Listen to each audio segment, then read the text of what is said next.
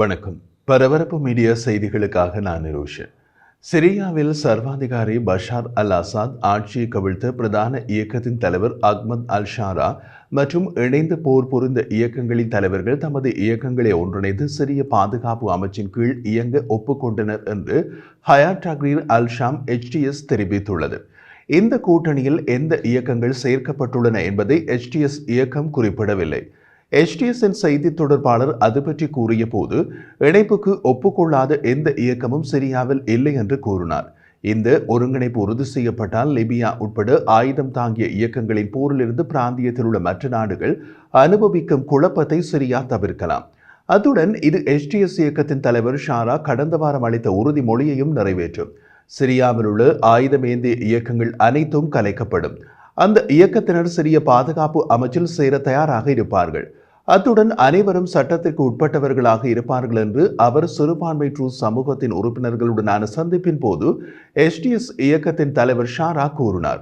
ஆனால் சிரியாவில் குறைந்தபட்சம் 2 பெரிய ஆயுத குழுக்கள் இன்னமும் ஒருவருக்கொருவர் போரிட்டுக் கொண்டிருக்கின்றன.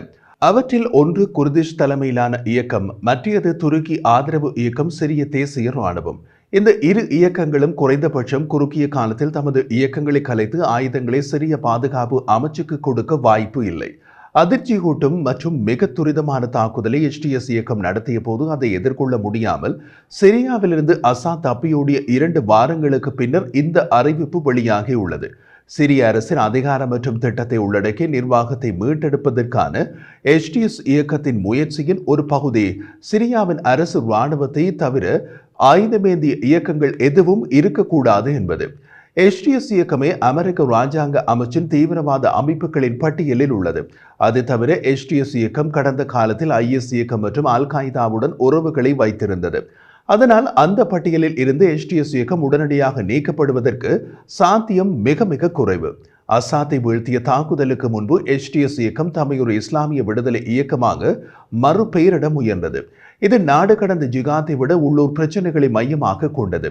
HTS இயக்க தலைவர் ஷாரா கடந்த 2 வாரங்களில் பிராந்திய மற்றும் மேற்கத்திய நாடுகளின் மூத்த ராஜதந்திரிகளுடன் சந்திப்புகளை நடத்தி வருகிறார். ஏனெனில் அவர் சிரியாவின் புதிய அரசாங்கத்தின் சர்வதேச சட்டப்பூர்வமான தன்மையினை பலப்படுத்த முற்படுகிறார். அசாத் அரசு மீது விதிக்கப்பட்ட சர்வதேச தடைகளை நீக்க விரும்புகிறார். அத்துடன் கிட்டத்தட்ட 14 ஆண்டுகால உள்நாட்டு போருக்கு பின்னர் சிரியாவை மீண்டும் கட்டியெழுப்ப வெளிநாட்டு உதவி மற்றும் முதலீட்டை ஈர்க்க விரும்புகிறார். அதற்காக அவரது நடவடிக்கைகள் சரி.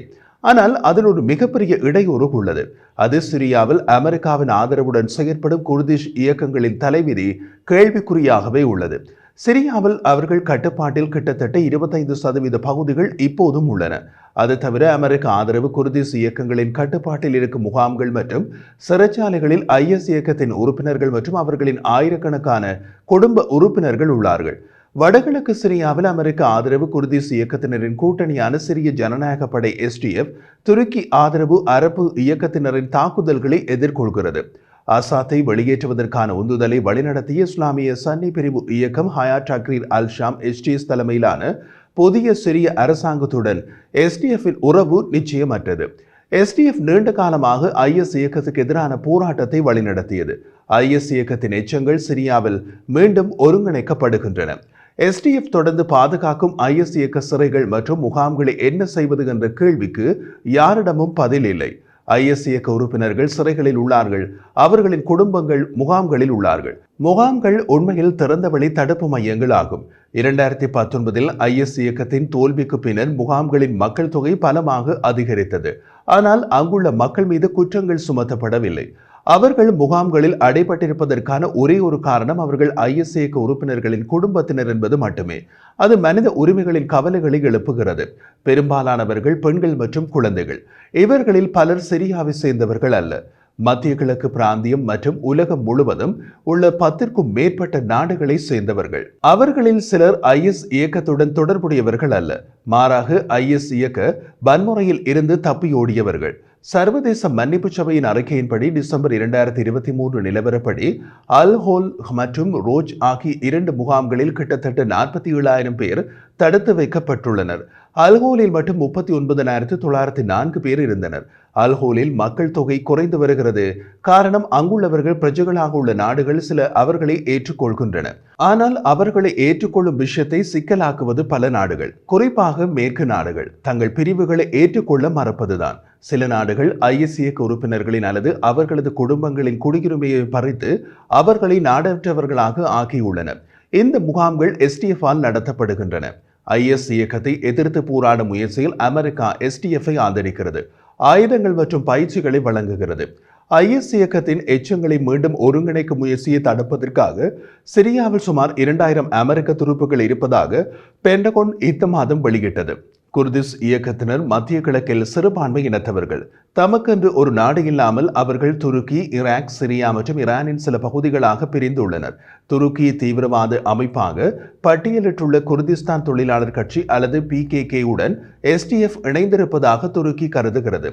அதனால் துருக்கி ராணுவம் அவர்களை தாக்குகிறது.